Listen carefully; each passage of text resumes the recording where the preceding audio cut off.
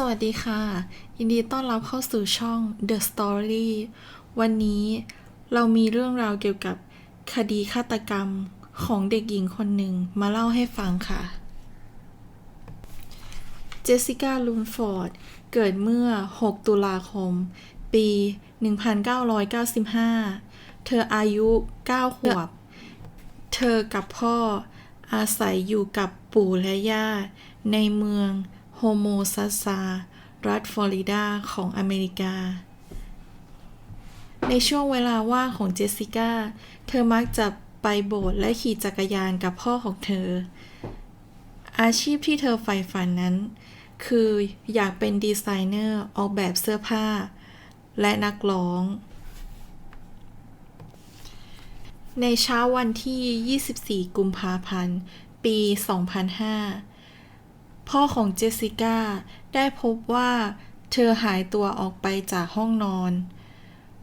โดยที่พ่อของเขาจะเข้าไปปิดเสียงนาฬิกาปลุก แต่เขาก็ไม่พบว่าเจสสิก้าอยู่บนเตียง พ่อของเขาได้ออกค้นหาเธอโดยที่มองไปรอบๆบ้านแต่ก็ไม่พบเจสสิก้า และเวลาต่อมาการออกตามหาเจสสิก้าก็เริ่มขึ้น ข่าวการออกตามหาเจสสิก้าได้กระจายไปทั่วเมืองและทั่วประเทศ เจ้าหน้าที่และอาสาสมัครได้ออกค้นหาและระดมทั้งสุนัขตำรวจเพื่อช่วยดมกลิ่น ใช้เฮลิคอปเตอร์ตำรวจและทีมดำน้ำเพื่อค้นหาในแหล่งน้ำใกล้เคียงทั้งหมด ในวันที่ 27 กุมภาพันธ์ ปี 2005 เจ้าหน้าที่ได้เข้าเช็คกล้องวงจรปิดจับภาพชายคนหนึ่งกับเด็ก2 คนได้ไม่กี่ชั่วโมงก่อนที่เจสสิก้าจะหายตัวไป แต่เมื่อครอบครัวเจสสิก้าได้เข้าไปดูภาพเหล่านั้นจากกล้องวงจรปิดและพวกเขาพบว่าภาพนั้นไม่ใช่ภาพของเจสสิก้าและในเวลาต่อมาชายที่ปรากฏในกล้องวงจรปิดก็ได้เข้ารายงานตัวกับเจ้าหน้าที่และเขาก็รอดพ้นจากการเป็นผู้ต้องสงสัยต้นเดือนมีนาคมเจ้าหน้าที่ได้ยุติการค้นหาทั้งหมดและหันไปพึ่งผู้เชี่ยวชาญในการลักพาตัวเด็กมาช่วยโดยการเน้นหารอบๆบ้านของเจสสิก้าเจ้าหน้าที่ตำรวจได้ลิสต์รายชื่อบุคคลที่มีประวัติเกี่ยวกับการลักพาตัวเด็กและการกระทำทางเพศตำรวจ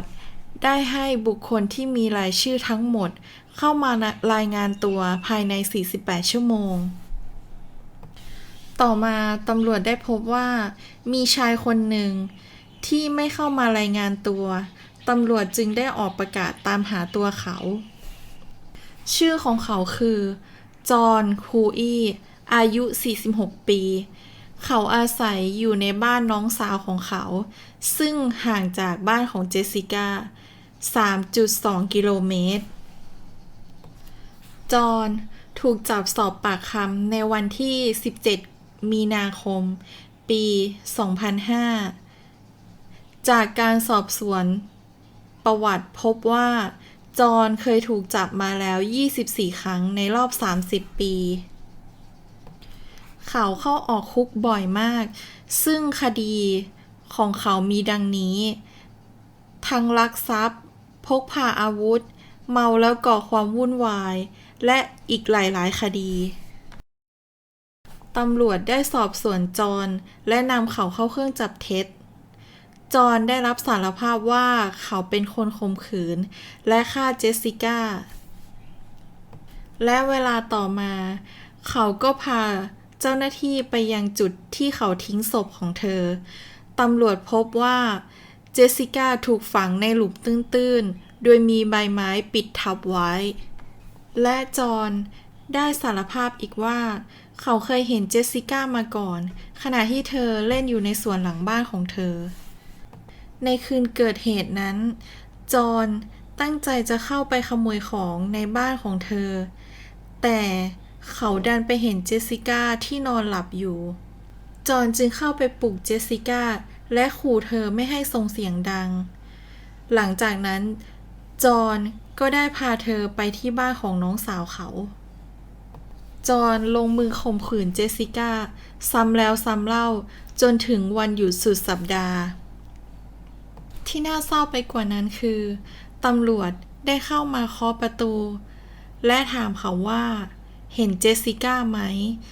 ซึ่งในขณะนั้นเจสสิก้ายังมีชีวิตอยู่ในบ้านหลังนั้นตำรวจได้เข้ามาสอบถามแต่ไม่ได้เข้ามาค้นในบ้านนอกจากที่เขาลงมือข่มขืนเจสสิก้าเขายังขังเธอไว้ในตู้เสื้อผ้าและทำร้ายจิตใจเธอโดยการที่เขาได้นำข่าวการหายตัวไปของเธอมาให้เธอดูเมื่อจอห์นได้กระทำกับเจสสิก้าจนสาแก่ใจเขาแล้วเขาก็ได้หลอกให้เจสสิก้าเข้าไปอยู่ในถุงขยะและบอกเธอว่าจะพาเธอกลับบ้านแต่สิ่งที่เขาทำคือนำเจสสิก้าที่อยู่ในถุงขยะนั้นไปโยนไว้ในหลุมที่เขาเตรียมไว้และฝังกลบเธอทั้งเป็นในขณะที่เจสสิก้าถูกฝังเธอได้กอดตุ๊กตาโลมาอันเป็นที่รักของเธอไว้แน่นและพยายามที่จะเจาะรูถุงขยะเพื่อใช้ในการหายใจแต่ที่สุดเธอก็เสียชีวิตเนื่องจากขาดอากาศหายใจหลังจากที่จอห์นฝังเจสสิก้าเสร็จจอห์นก็ได้กลับมาบ้านของน้องสาวและขอเงินน้องสาวเพื่อไปซื้อตั๋วเพื่อที่เขาจะหนีไปที่รัฐจอร์เจียและเวลาต่อมาจอห์นก็ถูกจับเจ้าหน้าที่ได้พบหลักฐานสำคัญที่มัดตัวจอห์นคือคราบเลือดที่มี DNA ของเจสสิก้าอยู่บนเตียงของจอห์นในคราบเลือดนั้นมีคราบอสุจิที่มี DNA ของจอห์นอยู่ด้วยและเจ้าหน้าที่ยังพบอีกว่าในตู้เสื้อผ้าที่ใช้ขังเจสสิก้ายังมีลายนิ้วมือของเธออีกด้วยจอห์นได้รับสารภาพทุกข้อกล่าวหาและเขาถูกตัดสินให้ประหารชีวิตแต่เขาเสียชีวิตในขณะที่เขาอยู่ในคุกก่อนในปี 2009 สาเหตุจากธรรมชาติ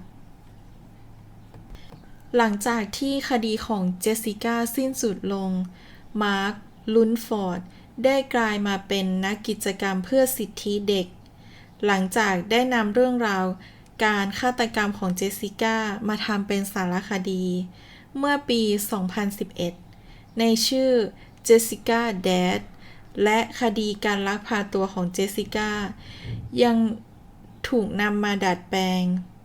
เป็นซีรีส์ทางโทรทัศน์อีกด้วยฝากกดไลค์กดแชร์กด Subscribe เพื่อเป็นกำลังใจให้ด้วยนะคะแล้วพบกันใหม่สวัสดีค่ะขอบคุณมากๆค่ะที่เข้ามาติดตามเข้ามารับชมค่ะ